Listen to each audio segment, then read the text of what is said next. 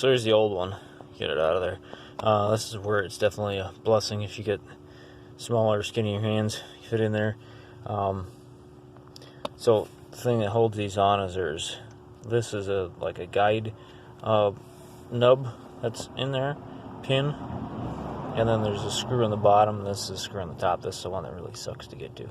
So you got to use a variety of different thin 1/4-inch ratchets, and it is a 7/32 socket.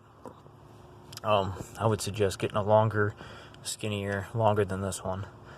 Skinny, fine tooth, as fine tooth as you can get.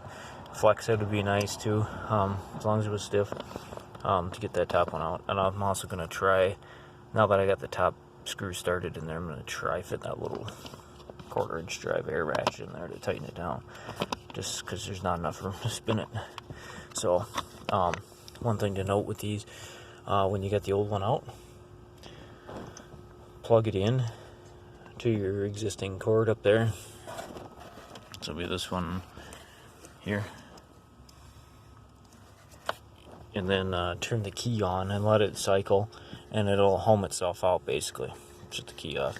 So if I go inside of here, in the old one, you can see where it's actually failed. If you look between these two teeth, there is teeth missing on this one gear. So a guy could technically rotate this, drop it back on, and now you have a working piece in a pinch if you didn't have a new one. Now that one should function.